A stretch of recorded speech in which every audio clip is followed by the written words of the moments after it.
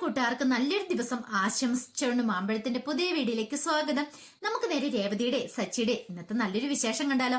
അങ്ങനെ ഇന്നത്തെ വിശേഷത്തില് വർഷയും കൂട്ടി ശ്രീകാന്ത് ബൈക്കിൽ പോവാണ്. ഈ സമയത്ത് വർഷ പറഞ്ഞു, ഇവിടെ ഒന്ന് നിർത്താൻ പറയാണ്. പെട്ടെന്ന് ശ്രീകാന്ത് എന്തിനാ ഇവിടെ നിർത്തുന്നത്, ഇവിടെ നിർത്ത്, എനിക്ക് കുറച്ച് കാര്യങ്ങൾ സംസാരിക്കാനുണ്ടെന്ന് പറയാണ്.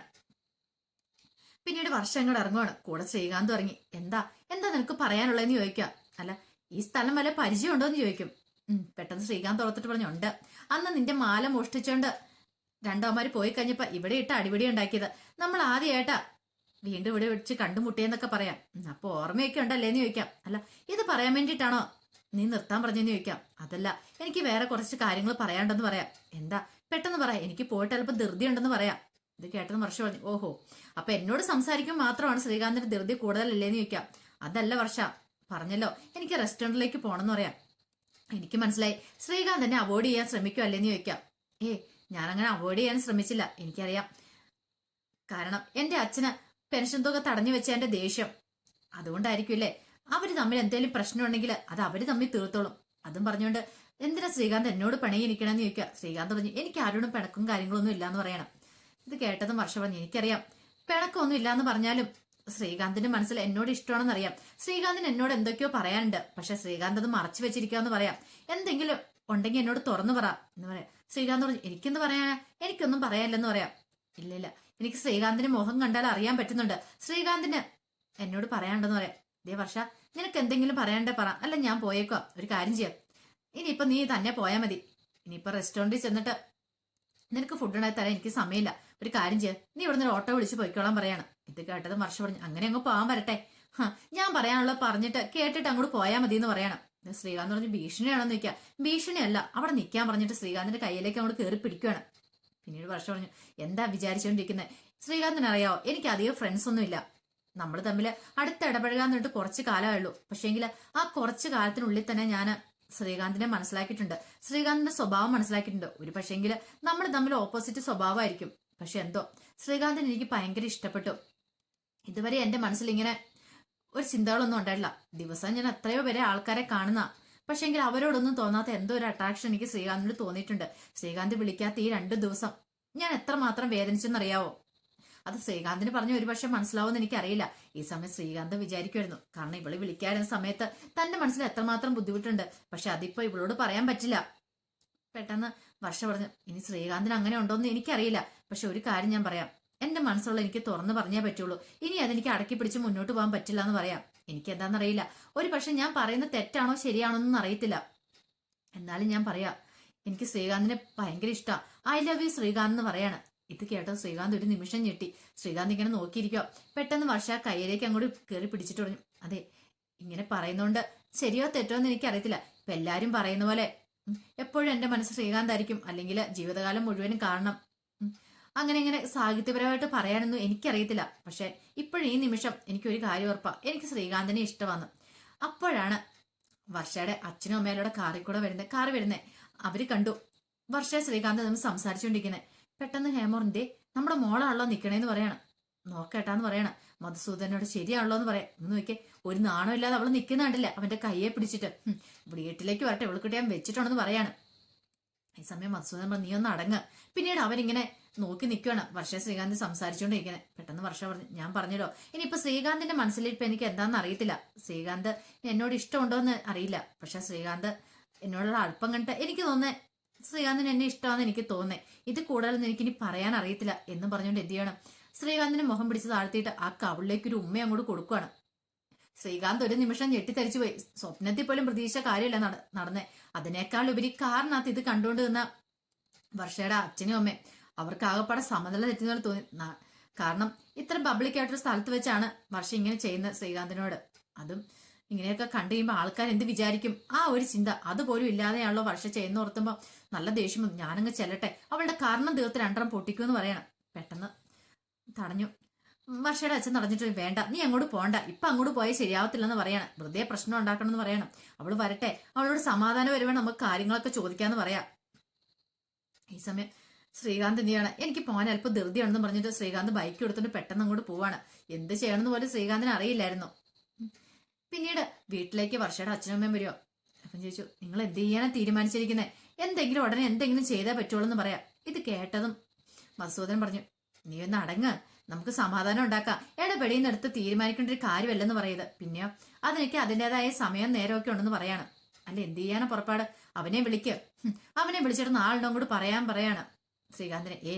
അവനെ അല്ല വിളിക്കണ്ടേ, ഇവിടെ നമ്മൾ വിളിക്കേണ്ട രവീന്ദ്രനെ വിളിക്കണം. രവീന്ദ്രനെ വിളിച്ചിട്ട് വേണം കാര്യങ്ങളൊക്കെ സംസാരിക്കാനായിട്ട്. അയാളുടെ മോനല്ലേ, അപ്പൊ അയാളോട് തന്നെ അതിനെക്കുറിച്ച് പറയാന്ന് പറയാണ്.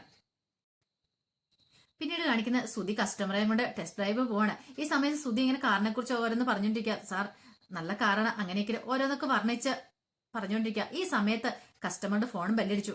അയാൾ കോളെടുത്ത് സംസാരിക്കുകയാണ്. ശരിയെന്നും പറഞ്ഞ് ഫോൺ വെച്ചു. വീണ്ടും സുധി ഇങ്ങനെ ഓരോ കാര്യങ്ങൾ എക്സ്പ്ലെയിൻ ചെയ്ത് കൊടുത്തോണ്ടിരിക്കുക. വീണ്ടും കസ്റ്റമറുടെ ഫോൺ ബെല്ലടിച്ചു. അപ്പൊ വീട്ടിൽ നിന്നാണ് വിളിച്ചോണ്ടിരിക്കുന്നത്. അതെ ശരി എന്നാ ഞാൻ ഇപ്പൊ തന്നെ വരാന്നൊക്കെ പറഞ്ഞ് ഫോൺ വെക്കുക. പിന്നീട് സുധിയോട് പറഞ്ഞതേ കുറച്ച് അപ്പുറത്തേക്കോടെ മാറ്റി നിർത്തിക്കോ, എന്റെ വീട് ഇവിടെ അടുത്താ, എനിക്ക് വീട്ടിലേക്ക് അത്യാവശ്യമായിട്ട് പോകണമെന്ന് പറയാം. ഇത് കേട്ട് സുധി പറഞ്ഞു, സാർ അങ്ങനെ പറയരുത്, ടെസ്റ്റ് ഡ്രൈവ് ഇത്ര ദൂരം പോകണമെന്ന് ഞങ്ങൾക്കുണ്ട്, അതുകൊണ്ട് സാർ ഇവിടെ ഇറക്കി വിടാൻ പറ്റില്ലെന്ന് പറയണം. പെട്ടെന്ന് പറഞ്ഞു, താൻ്റെ കാര്യം ചെയ്യുക, അന്നെങ്കിൽ എന്നെ വീണ്ടും അവിടെ കൊണ്ടേക്ക്, എന്നിട്ട് തിരികെ ഒരുമിച്ച് പോകാലോ എന്ന് പറയണം. ഇത് കേട്ട് സുധി പറഞ്ഞു, നന്നാ ശരി സാറെന്ന് പറയണം. അങ്ങനെ അയാളോടൊപ്പം അങ്ങോട്ട് ചെല്ലുവാണ്. അങ്ങനെ ചെന്ന് കഴിഞ്ഞപ്പോൾ സുധിയോട് ഞാൻ ബാ കയറി വരാൻ പറയണം. അപ്പൊ സുധി അങ്ങോട്ട് വന്ന് അവിടെ നിൽക്കുവാണ്. ഈ സമയം അയാൾ വീട്ടിലേക്ക് കയറി ചെന്നിപ്പോൾ അയാളുടെ ഭാര്യ ഇറങ്ങി വന്നു. നീ എന്താ അത്യാവശ്യമായിട്ട് എന്നെ ഇങ്ങോട്ട് വരാൻ പറഞ്ഞ് വിളിച്ചേന്ന് ചോദിക്കാം. അതെ ഇന്ന് വേലക്കാരി വന്നിട്ടില്ല എന്ന് പറഞ്ഞു. അതിന് അല്ല, ഇന്ന് എന്റെ അനിയൻ വരുമെന്ന് പറഞ്ഞ് വിളിച്ചിട്ടുണ്ടായിരുന്നു. അപ്പൊ അവൻ വന്നു കഴിയുമ്പോൾ അവൻ എന്തെങ്കിലുമൊക്കെ ഉണ്ടാക്കി കൊടുക്കണ്ടേ. ഇവിടെയാണെങ്കിൽ സാധനങ്ങളൊന്നും ഇരിപ്പില്ല, താനും ഇറച്ചിയും മീനും ഒന്നും ഇല്ലാന്ന് പറയണം. ഒരു കാര്യം ചെയ്യാം, കുറച്ച് മട്ടനൊക്കെ വാങ്ങിച്ചോണ്ട് വരാൻ പറയണം. ഇത് കേട്ടതും അയാൾ പറഞ്ഞു, അല്ല മട്ടൻ മാത്രം മതിയെന്ന് ചോദിക്കണം. അതെ മട്ടൻ മാത്രം മതിയെന്ന് പറയണം. പെട്ടെന്ന് എന്ത് ചെയ്യണം, അവിടെ ഒന്ന് സുധീനെ വിളിച്ച അയാള്. സുധീനെ വിളിച്ചിട്ട് ഇങ്ങോട്ടൊന്ന് വരാൻ പറയണം. സ്തുതി വന്നു. എന്താ സാറിന് ചോദിക്കണേ. അതെ താൻ ആ കടയിൽ വരെ ഒന്ന് പോയിട്ട് വരണമെന്ന് പറയണേ. കടയിൽ പോനോ? എന്തിന്? അവിടെ പോയി കുറച്ച് മട്ടൻ വാങ്ങിച്ചോണ്ട് വരണമെന്ന് പറയാം. ഇത് കേട്ട സുധിയുടെ മുഖം അങ്ങോട്ട് മാറി. ഈ സമയം ഭാര്യ പറഞ്ഞു, അതെ മട്ടൻ മാത്രമാക്കണ്ട, കുറച്ച് മീനും കൂടെ വാങ്ങിക്കോളാൻ പറയാണ്. ഇത് കേട്ട ഉടനെ സുധി പറഞ്ഞു, സാറെന്താ എന്നെ വെറുതെ കളിയാക്കുവാണെന്ന് ചോദിക്കും. കളിയാക്കിയതാണ്, ഉള്ള കാര്യം പറഞ്ഞാ. അതെ അത് കഴിഞ്ഞ് നമുക്ക് തിരികെ ഷോറൂമിലേക്ക് പോവാന്ന് പറയണേ. പെട്ടെന്ന് സുധി പറഞ്ഞു, സാർ ഒരു കാര്യം വിചാരിക്കണം, ഞാൻ ഈ ജോലിയുമായിട്ട് ഇറങ്ങി പുറപ്പെട്ടെന്ന് ഓർത്തോണ്ട് ഞാൻ സാറിന്റെ വീട്ടിൽ വേലയ്ക്ക് വന്ന ആളൊന്നുമല്ല, മനസ്സിലായല്ലോ. എനിക്ക് എത്ര ഡിഗ്രി ആണ് സാറിന് അറിയാവുന്ന ചോദിക്കും. എടോ തനിക്ക് എത്ര ഡിഗ്രി ഉണ്ടല്ലോ, എനിക്ക് എന്താ, തന്നോട് പറഞ്ഞ ജോലി താനങ്ങ് ചെയ്താൽ മതി എന്ന് പറയാം. ഇത് കേട്ടോ സുധി പറഞ്ഞു, അതൊന്നും പറ്റില്ല സാർ, ഇതൊക്കെ ചെയ്യണമെങ്കിൽ സാർ ഒരു കാര്യം ചെയ്യാം, വല്ല ജോലിക്കാരൻ നിർത്തി ചെയ്യിക്കുക, അല്ലാതെ എന്നെ കൊണ്ട് പറ്റത്തില്ല. ഞാനിവിടെ ടെസ്റ്റ് ഡ്രൈവ് വന്നാ അത് മാത്രം ഞാൻ ചെയ്യത്തുള്ളൂ എന്ന് പറയണം. പിന്നെ സാറിന് വേലയ്ക്ക് ആളെ വേണമെങ്കിൽ വേറെ ആളെ വിളിച്ച് നിർത്തിക്കോളാൻ പറയണം. ഇത് കേട്ടതും കസ്റ്റമർ പറഞ്ഞു, ഞാൻ ആരാൻ തനിക്ക് അറിയത്തില്ല, ഞാനും തന്റെ ഓണറുമായിട്ടുള്ള ബന്ധം തനിക്ക് അറിയില്ല എന്ന് പറഞ്ഞാൽ. ഇനിയിപ്പൊ എന്തൊക്കെ ബന്ധമാണ് ശരി, ഒരു കാരണവശാലും ഞാൻ മാർക്കറ്റിലേക്കൊന്നും പോകാൻ പോകുന്നില്ലെന്ന് പറയാണ്. പിന്നെ സാറ് കാർ വാങ്ങാതിരിക്കും സാറിന്റെ ഇഷ്ടം എന്ന് പറഞ്ഞ സുധി അങ്ങ് നടക്കുവാണ്. ഈ സമയം അയാൾ വിളിച്ചിട്ട് പറഞ്ഞു, അതെ നിനക്ക് ദോഷം ചെയ്യുമെന്ന് പറയണം. എന്ത് ദോഷം ചെയ്യാനാ, ഞാൻ ഇപ്പൊ തന്നെ ഇത് എന്ന് ഞങ്ങളുടെ MD പറഞ്ഞു കൊടുക്കുന്നുണ്ട് എന്നും പറഞ്ഞുകൊണ്ടാണ് സുധി അങ്ങോട്ട് പോണേ. പിന്നീട് കാണിക്കുന്ന സുധി കാർ ഷോറൂമില് MD മുന്നിൽ നിൽക്കുകയാണ്. ഈ സമയത്ത് MD സുധിനെ പൊളിച്ചടിക്കൊണ്ടിരിക്കുക. പെട്ടെന്ന് സുധിയോട്, സാർ ഞാനൊരു തെറ്റും ചെയ്തിട്ടില്ല, അവിടെ ചെന്ന് കഴിയുമ്പം എന്നോട് മട്ടനും മീനും ഒക്കെ വാങ്ങിക്കാൻ പറഞ്ഞുകൊണ്ടാണ് ഞാൻ അങ്ങനെ ചെയ്തതെന്ന് പറഞ്ഞെന്ന് പറയണം. താൻ എന്താ വിചാരിച്ചേ, അങ്ങനെ പറഞ്ഞെങ്കിൽ അത് ചെയ്തു കൊടുക്കണമായിരുന്നു, എത്ര വലിയ ഡീലാ പോയെന്ന് അറിയാവുന്ന ചോദിക്കാം. സാർ എന്താ സാർ ഈ പറയണേ, ഞാനിവിടെ കാർ ഷോറൂമിൽ എക്സിക്യൂട്ടീവ് ആയിട്ട് ജോലി ചെയ്യാൻ വന്നാലേ, അല്ലാതെ അയാളുടെ വീട്ടിൽ ജോലിക്ക് വന്നാലോ എന്ന് ചോദിക്കുക. അല്ലല്ലോ എന്ന് പറയുകയാണ്. പെട്ടെന്ന് MD പറഞ്ഞു, എടോ ഞാൻ തന്നോട് ഇവിടെ വന്നപ്പോൾ ഒരു കാര്യം പറഞ്ഞിട്ടുണ്ടായിരുന്നു, ഇവിടെ വരുന്ന ഓരോ കസ്റ്റമറും ദൈവത്തെ പോലെ നമ്മൾ അവരെ കാണണമെന്ന്, എങ്കിൽ മാത്രം നമ്മൾക്ക് ഉയർച്ച ഉണ്ടാവുള്ളൂ. കാരണം അവർ ചിലപ്പോൾ ഇങ്ങനെ കാര്യങ്ങളൊക്കെ പറഞ്ഞിരിക്കും.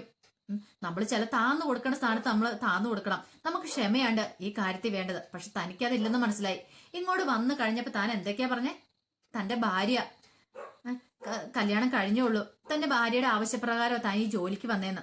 എന്നിട്ട് ഇപ്പോഴും എടോ ഞാനും തന്റെ അവസ്ഥയാ കണ്ടിട്ടാ തനിക്ക് ജോലി തന്നെ. കാരണം കല്യാണം കഴിഞ്ഞ സമയത്ത് ഞാനിങ്ങനെ വലിയ കാർ ഷോറൂം ഒന്നും വെച്ചോണ്ടിരിക്കുവല്ലായിരുന്നു, എനിക്കറിയായിരുന്നു. കാരണം കഷ്ടപ്പാടും ബുദ്ധിമുട്ടും ഒക്കെ കല്യാണം കഴിഞ്ഞപ്പോൾ 100 കൂട്ട് ചെലവുകളും കാര്യങ്ങളൊക്കെ ഉണ്ടായിരുന്നു. അപ്പൊ അങ്ങനെ ഒരു അവസ്ഥ തനിക്ക് ഉണ്ടല്ലോ എന്ന് വിചാരിച്ചാൽ തനിക്ക് ഈ ജോലി തന്നെ. പക്ഷെ ഒരു കാര്യം എനിക്ക് മനസ്സിലായി, തനിക്ക് ഈ ജോലിക്ക് ഒട്ടും അർഹതയില്ലെന്നുള്ള കാര്യം.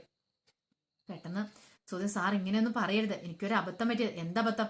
സാർ കുഴപ്പമില്ല, ഈ ഒരു കാറിലെ കുഴപ്പമില്ല, ഇനി 20 ലക്ഷം രൂപയുടെ അല്ലേ, 10-20 ലക്ഷം രൂപയുടെ അല്ലേ ഉള്ളൂ, ഇനി ഞാൻ അടുത്ത കാർ എന്താണെന്ന് സെയിൽ ചെയ്ത് കാണിച്ചാലാന്ന് പറയണം. 20 ലക്ഷം രൂപയുടെ ഡീല് തന്നോട് ആരാ പറഞ്ഞ് 20 ലക്ഷം രൂപയുടെയാന്ന്? 2 കോടി രൂപയുടെ ഡീലാ പോയെന്ന് പറയണം. 2 കോടി രൂപയുടെ ഡീലോ? ഇതെന്ന് സാറി പറയണേ? പിന്നെ എല്ലാം തന്നോട് പറയാൻ പറ്റുമോ? സ്ഥിരം കസ്റ്റമർ ആയിരുന്നു ഇവിടുത്തെ. നിന്നോടൊന്നും പറഞ്ഞിട്ട് കാര്യമില്ല. നിന്നെ പോലുള്ള ഒരുത്തനെ ഇവിടെ പിടിച്ചെടുത്തിയ എന്നെ പറഞ്ഞിട്ടേ കാര്യമുള്ളൂ. അപ്പോഴേ ഞാൻ പറഞ്ഞ നിന്നോട് ടെസ്റ്റ് ഡ്രൈവ് പോകണ്ടെന്ന്, ആ പ്രശാന്തിനെ വിട്ടാ മതിയെന്ന്. അപ്പൊ നീ എന്താ എടുത്തിയാടി? ഞാൻ പൊക്കോളാന്ന് പറഞ്ഞ് എടുത്തിയാടി പോയതല്ലേ? അതുകൊണ്ട് എന്താ എന്റെ നല്ലൊരു കസ്റ്റമറാ പോയത്. എന്നെ പറഞ്ഞാ മതി എന്ന് പറയണം സാർ. ഒരു തവണത്തേക്ക് എന്നോട് ക്ഷമിക്കാൻ പറയണം. എടോ, താൻ ഇനി എന്തൊക്കെ പറഞ്ഞിട്ട് കാര്യമില്ല സാർ. എനിക്ക് ഇത്രയൊക്കെ ഡിഗ്രി ഒക്കെ ഉള്ളതല്ലേ? അതേടോ, തനിക്ക് ആ പാടെയുള്ള കാര്യം കുറെ ഡിഗ്രി ഉണ്ടെന്നോ? ഒരു കാര്യം ചെയ്യാം, ഡിഗ്രിയും കഷ്ടത്തിൽ വെച്ച് താൻ വീട്ടിൽ പോയിരുന്നു. താൻ എവിടെ പോയാലും ഗതി പിടിക്കുമെന്ന് എനിക്ക് തോന്നുന്നില്ല. തനിക്ക് എവിടെയെങ്കിലും പോയി ക്ലച്ച് പിടിക്കുന്ന നിൽക്കണമെങ്കിൽ തന്റെ സ്വഭാവം ആദ്യം മാറ്റണം. കുറച്ച് താഴ്മയായിട്ട് നിൽക്കേണ്ടടുത്ത് നിൽക്കാൻ പഠിക്കണം. എന്നാലോ തനിക്ക് എവിടെയെങ്കിലും പിടിച്ചിരിപ്പുണ്ടാവുള്ളൂ. അല്ലെങ്കിൽ തനിക്ക് ഒരിക്കലും ഒരു ഉയർച്ച ഉണ്ടാവില്ലെന്ന് പറയണം. ഇനി എന്റെ കൺമുന്നിൽ പോലും കണ്ടുപോയേക്കില്ല, കടന്നു പോകാൻ പറയണം. അങ്ങനെ നാണം കിട്ടി തല താഴ്ത്തി ശ്രുതി അവിടെ നിന്ന് ഇറങ്ങിത്തിരിക്കുകയാണ്. ശ്രുതിക്ക് എന്ത് ചെയ്യണമെന്ന് പോലും അറിയത്തില്ലായിരുന്നു. ഇനി വീട്ടിലേക്ക് ചെന്ന് കയറിയിട്ടുണ്ട് എന്തായിരിക്കും അവസ്ഥ? ശ്രുതി ഇത് അറിഞ്ഞു കഴിയുമ്പം ആകെപ്പാടെ പ്രശ്നമാവും. ഈ സമയം രവീന്ദ്രനെ ഫോൺ ചെയ്യുവാണ് മധുസൂദൻ. രവീന്ദ്രനെ ഫോൺ ചെയ്തിട്ട് പറഞ്ഞു, അതെ എനിക്കൊന്ന് കാണണമെന്ന് പറയണം. അപ്പൊ രവീന്ദ്രനും കൂടെ അശോകനും ഉണ്ടായിരുന്നു. അവർ യൂണിയൻ ഓഫീസ് സംസാരിച്ചുകൊണ്ടിരിക്കുന്ന സമയത്താണ് വിളിക്കുന്നത്. പെട്ടെന്ന് ചോദിച്ചു, എന്താ കാര്യം എന്ന് ചോദിക്കുകയാണ്. എനിക്ക് പേഴ്സണലായിട്ട് കുറച്ച് സംസാരിക്കാനുണ്ട്. അതെ, എനിക്ക് പ്രത്യേകിച്ച് സംസാരിക്കാനല്ല, നമ്മൾ തമ്മിലുള്ള പ്രശ്നങ്ങളൊക്കെ പറഞ്ഞെടുത്താ എന്റെ പെൻഷൻ കാര്യത്തിൽ ഒരു തീരുമാനമായി. എനിക്കിപ്പോ സാറിനെ കണ്ട് പ്രത്യേകിച്ചൊന്നും പറയാനില്ലെന്ന് പറയാം. ഇത് കേട്ട മസൂദൻ പറഞ്ഞു, അതെ നിങ്ങൾ ഇങ്ങോട്ടൊന്ന് വരണമെന്ന് പറയാ രവീന്ദ്രനോട്. പെട്ടെന്ന് രവീന്ദ്രൻ പറഞ്ഞു, ഞാൻ എന്തിനാ അങ്ങോട്ട് വരുന്നേ? സാറിന് എന്നെ കണ്ട് എന്തെങ്കിലും കാര്യം പറയാനുണ്ടെങ്കിൽ എന്റെ അടുത്തേക്കല്ലേ വരണ്ടേ? അല്ല, ഞാൻ സാറിന്റെ അടുത്തേക്കല്ല വരണ്ടേ. പിന്നെ സാറിന് എന്തെങ്കിലും പറയാനുണ്ടെങ്കിൽ ഞാൻ നോക്കട്ടെ, എന്റെ സമയ സന്ദർഭം അനുസരിച്ച് ഞാൻ പറയാം എപ്പം വരണമെന്നൊക്കെ. അതനുസരിച്ച് വന്നാൽ മതി, ഞാൻ പറയുന്നിടത്ത് വന്നാൽ മതി എന്ന് പറയണം എന്നും പറഞ്ഞിട്ട് രവീന്ദ്രൻ അങ്ങോട്ട് ഫോൺ കട്ട് ചെയ്തു. അശോകൻ ചോദിച്ചാ ആരാന്ന് ചോദിക്കണം. ആ മധുസൂദനെ വിളിച്ച എന്താ കാര്യം? അയാൾക്ക് എന്നെ കാണണം, എന്തോ സംസാരിക്കാനുണ്ട് പോലും. ഈ സമയത്ത് മധുസൂദനോട് ഭാര്യ ചോദിച്ചു, എന്ത് പറ്റി? അയാൾ എന്താ പറഞ്ഞു? അയാളുടെ അഹങ്കാരം. ഞാൻ അയാളുടെ ഇരിപ്പിടത്തിലേക്ക് ചെല്ലണം പോലും. എന്ത് ചെയ്യാനാ, നമ്മളുടെ മോളുടെ കാര്യമായി പോയില്ലേ, പറയാതിരിക്കാൻ പറ്റില്ലോ.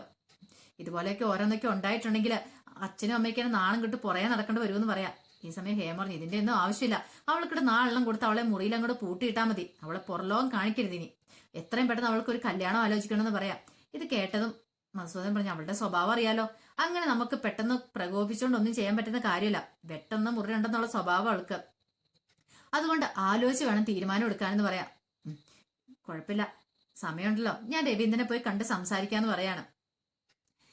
ഈ സമയം രേവതി എന്ത് ചെയ്യുക, കടയിൽ പോയി മീനൊക്കെ വാങ്ങിയ. സച്ചിക്ക് മീൻ ഭയങ്കര ഇഷ്ടമാ. മീനൊക്കെ വാങ്ങിച്ചുകൊണ്ട് നേരെ വരുവാണ്. ഈ സമയത്ത് അടുത്തുള്ള ചേച്ചിമാരി, എന്താ രേവതി നീ മീനൊക്കെ വാങ്ങിച്ചിട്ടുണ്ടല്ലോ? ഓ, സച്ചി വന്നിട്ടുണ്ടായിരിക്കും അല്ലേന്ന് ചോദിക്കുകയാണ്. അതെ, സച്ചിയേട്ടൻ വരുമെന്ന് പറയണം. അപ്പൊ ഒരു ദിവസം പോലും ആടിമാസമായിട്ടും കാണാതിരിക്കാൻ പറ്റില്ല അല്ലേന്ന് ചോദിക്കുകയാണേ. അങ്ങനെയൊന്നും ഇല്ലാന്ന് പറയണം. നിന്റെ മുഖം കണ്ടേ അറിയാം നിനക്ക് അവിടെ ഭയങ്കര സന്തോഷമാണെന്നുള്ള. ഇത് കേട്ടൻ രേവതി ഒന്ന് ചിരിക്കുകയാണ്. പിന്നീട് രേവതി നേരെ വീട്ടിലേക്ക് കയറി വരിക. ഈ സമയത്ത് രേവതി എവിടെ പോയതെന്ന് അറിയില്ലാതെ ആകെപ്പാട് ടെൻഷൻ അടിച്ചിരിക്കുവായിരുന്നു ലക്ഷ്മിയമ്മ. ദേവു ഒന്ന് ചോദിച്ചു, അല്ല ചേച്ചി എങ്ങോട്ടാ പോയെന്ന് ചോദിക്കണം. എനിക്കറിയത്തില്ല, ഒരു ഫോൺ വരുന്നുണ്ട്. ഫോൺ വന്ന ഉടനെ ഇവിടുന്ന് പേഴ്സ് കൊടുത്തോണ്ട് ഇറങ്ങി അങ്ങോട്ട് പോകുന്നുണ്ടെന്ന് പറയാണ്. അപ്പൊ ശരത്ത് പറഞ്ഞു, ചിലപ്പോ ചേച്ചി വല്ല കടയിലും പോയതായിരിക്കോ, എന്തിനാന്നും അറിയത്തില്ലെന്ന് പറയാണ്. അപ്പോഴാണ് രേവതി മീനും കൊണ്ട് അങ്ങോട്ട് വരുന്ന കണ്ടേ. ഒരു നിമിഷം ലക്ഷ്മിയമ്മ ഇങ്ങനെ നോക്കുകയാണ്. ഇതെന്താ നീ മീൻ വാങ്ങിക്കാൻ പോയതാണെന്ന് ചോദിക്കും. അതെ, മീൻ വാങ്ങിക്കാൻ പോയതാ. അതെന്താ പെട്ടെന്ന് മീൻ വാങ്ങിക്കാനെ? അതെ, സച്ചേട്ടൻ വരുന്നുണ്ടോ, ഉണ്ണാൻ വരുന്നുണ്ടെന്ന് പറയണം. ഇത് കേട്ടതും എന്ത് ചെയ്യണമെന്നറിയില്ല. ഒരു നിമിഷം ലക്ഷ്മിയമ്മ ഞെട്ടിത്തെരിച്ച് നിൽക്കുകയാണ്. കാരണം ആടിമാസത്തിൽ ഇങ്ങോട്ട് കൂട്ടിക്കൊണ്ട് വന്നാണ്. ഇനി ഇപ്പൊ സച്ചി ഇങ്ങോട്ട് വന്നിട്ടുണ്ടെങ്കിൽ ഇതിന്റെ പേര് ചന്ദ്രമതി വല്ല പ്രശ്നം ഉണ്ടാക്കുവോ? അങ്ങനെ നൂറ് ടെൻഷനുകൾ ലക്ഷ്മിയമ്മയുടെ മനസ്സിൽ കൂടെ കടന്നു പോവാണ്. അപ്പൊ അതിന്റെ വിശേഷങ്ങളൊക്കെ എന്ന് കണ്ടത്. ഇതിന്റെ ബാക്കി വിശേഷങ്ങളുമായിട്ട് നാളെ വരാട്ടോ. അപ്പൊ എല്ലാ ദിവസവും ഉച്ചയ്ക്ക് ഒരു 1:30-2 മണിക്കുള്ളിൽ തന്നെ ഞാൻ ഇനി രേവതിയുടെ സച്ചിയുടെ വരാൻ പോകുന്ന വിശേഷങ്ങൾ ചാനലിനകത്ത് അപ്ലോഡ് ചെയ്യുന്നുണ്ട് കേട്ടോ. അപ്പൊ മറക്കാതെ എല്ലാവരും കയറി കാണണം കേട്ടോ. ഒരിക്കൽ കൂടി എല്ലാവർക്കും നല്ലൊരു ദിവസം ആശംസിച്ചുകൊണ്ട് നിർത്തുന്നു. നന്ദി.